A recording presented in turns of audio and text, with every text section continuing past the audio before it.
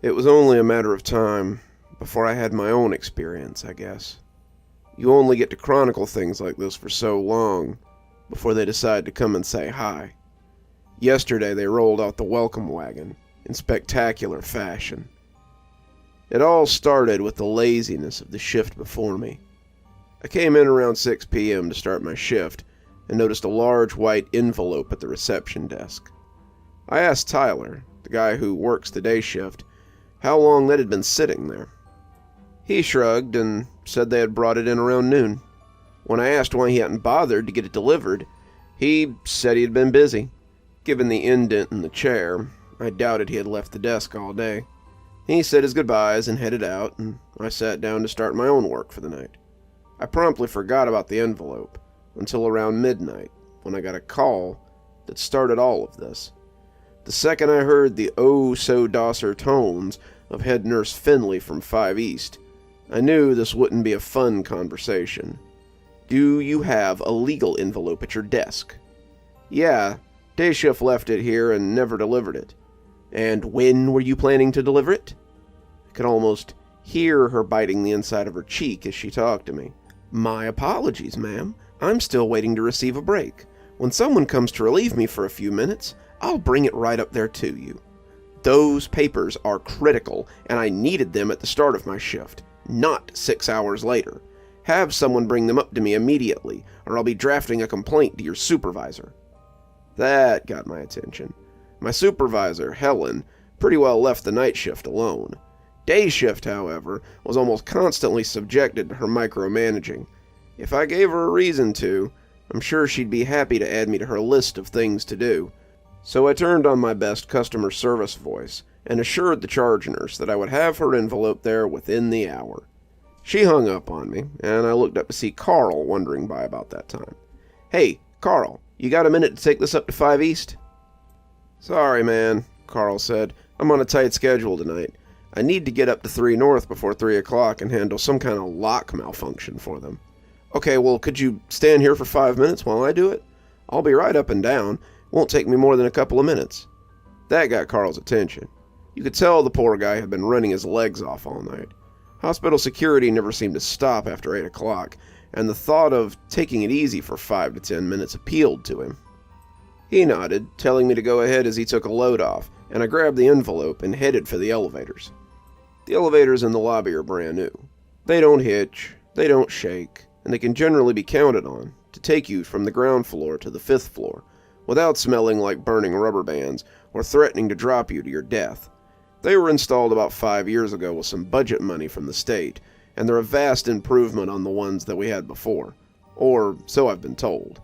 They're well maintained, too. All the lights work, the handrails are clean, and when you push the buttons, they light up, letting you know exactly where they're taking you. I walked past these and turned down a nearby corridor to find the staff elevators. If you've never worked in a hospital, you might not be aware of this.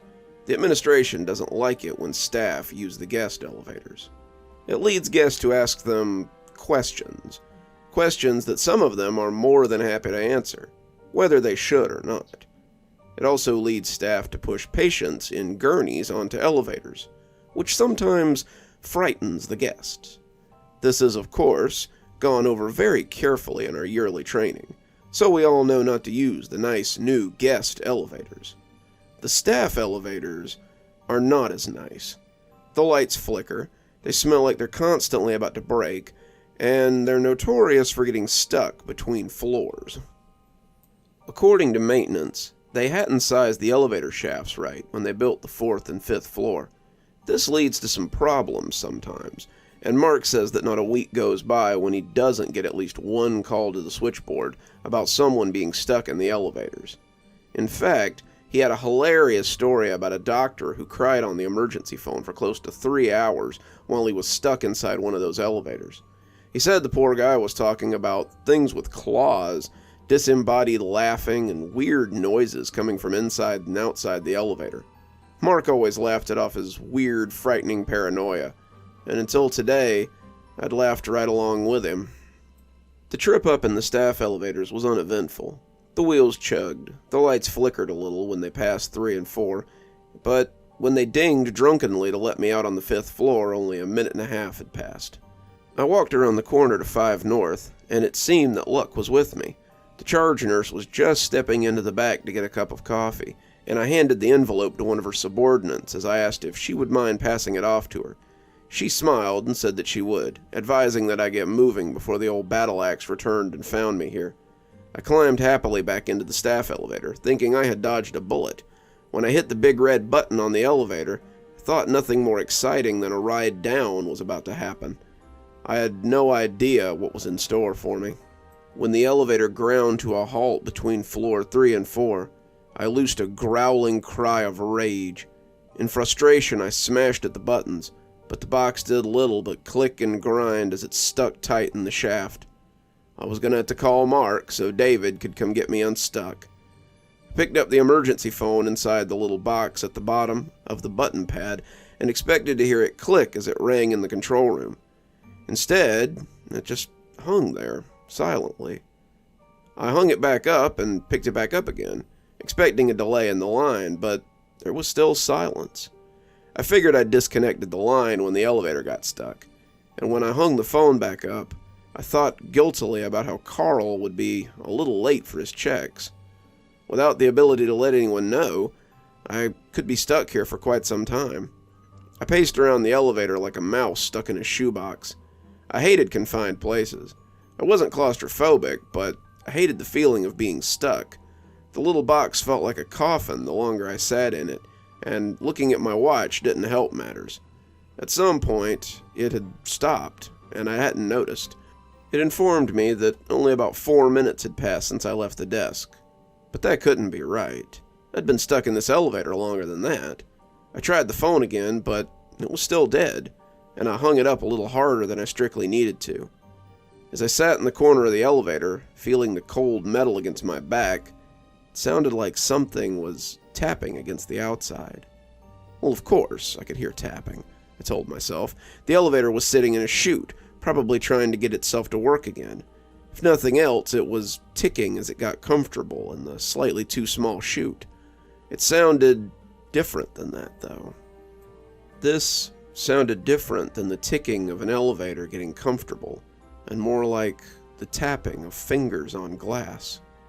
I tried to put it out of my mind, telling myself I was being silly, but as I leaned my head back against the metal box, the tapping became harder and harder to ignore. It was almost rhythmic. 2 beats, 3 beats, 2 beats again, on the outside of the metal box.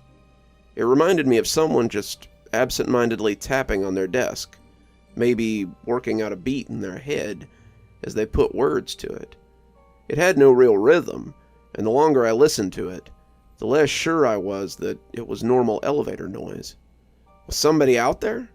They couldn't be, could they? That was why the elevator got stuck, after all. The space was too small. I'd been thinking too loudly about it, and missed the point where the tapping had stopped. I sat in a pregnant silence for a count of 30, cocking my head as I listened and waited for the tapping to begin again. When the elevator suddenly shook like it had been kicked by a horse, I felt like I might need a new pair of pants when all this was over. I tried to get a hold of myself. It was just maintenance, working on the elevator after all. Someone had noticed that the elevator wasn't working, and they were trying to get it running again. I was sure that David was in the motor room, trying to figure out how much pressure to put on the winch to get the cart to move without ripping it to shreds. He told me one night that it was basically all he could do, just exert a little more force on the winch and hope that he didn't pulp some poor staffer. OSHA would likely have a field day with it, but I'm just doing what maintenance told me to do, he had said. When it lurched again, I breathed a sigh of relief when it started to go down. I grabbed the rails, however, as the feeling of gravity left the car. I was suddenly plummeting down like a comet. The buttons flashed, dinging a hellish chorus as I shook and clung to the wall. As I fell, I watched the numbers tick down until they were finally just spinning in place, indecipherable jargon that meant nothing. When the screeching returned, I no longer had any illusions that it was just the box grinding against the walls. The doors began to rock, and the lights overhead flashed like a funhouse ride. Something began to peel the doors open, its long black claws making the steel slab groan in agony. As it slid open, I could see something huge push its head into the space. It had a face like a dragon, its eyes burning as it stared at me through the gap. Behind it, I could see that I was falling through a red and black hellscape. The skies cried fire as the ground came up to swallow me, but I didn't think smashing into the earth was the worst outcome in this case. As it opened its mouth, I saw fire kindle in its throat. The bloom of red began to grow, and I could feel the heat as it built in that small place. I covered my face with my arms, praying for any protection from my frail body that it could grant.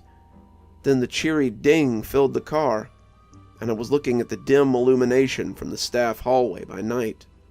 A woman was stepping in, a cup of coffee in one hand and a phone in the other, and she stopped as she saw me.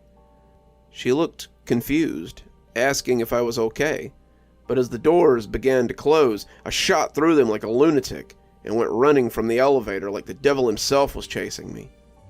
Carl smiled and commented that I'd only been gone about 5 minutes and must have made pretty good time. His face fell when he got a good look at me, and he turned white as I told him what had happened. "Maybe David really did see something in the stairwell," he whispered, and all I could do was nod somberly. I sat there for the rest of my shift, but I didn't get any work done. I haven't slept well in 3 days. My nightmares plagued by the images I saw in that elevator. I've stumbled onto the hospital's radar, and as little as I want to find out what it has in store for me, I'll be back tomorrow night for more. The money's nice, but what I really crave is the tales that come from the lips of the recently terrified. There may be a book somewhere in these stories. My suffering and the suffering of others should be worth something, after all. Good evening, everyone. It's me, Dr. Plague. Thank you so much for joining me for tonight's story. If you think you might be able to handle just one more creepy tale, go ahead and click on one of the stories you can doubtlessly see appearing at the end of this one. If you're not subscribed, go ahead and hit that subscribe button too. Maybe hit that bell so you don't miss any of the spooky things that we do here. If, like so many of my patrons, you decide you'd like to get your spooky a little bit earlier, why not come on down to Patreon and have a look at some of the great tiers that I have. My $5 tiers get their spooky a little early, and they have their name read out at the end of every TikTok and every YouTube video that I make. If you'd like a copy of my latest book, there's a link below to my Amazon profile. I've got mini books. I'm sure you'll find one that'll suit you there. I always recommend Stragview Stories, as it's the one I'm the most proud of. It contains a large collection of prison horror stories out of Stragview, the prison that I've made in the Georgia Hills. So, if you'd like to have a look, come on down. Before we go, let's go ahead and thank our patrons. Thanks to Janet for being our Spooky Skeleton tier contributor, and thanks to Winter, Xaronan, Emily Coltsfoot, Stephanie Carrington, Marianne Schuler, Tyler Parker, and Jennifer Damron for being my Ghostly Reader tier contributors. Thanks, everyone. We just couldn't do the show without you. And as always, thanks for stopping by.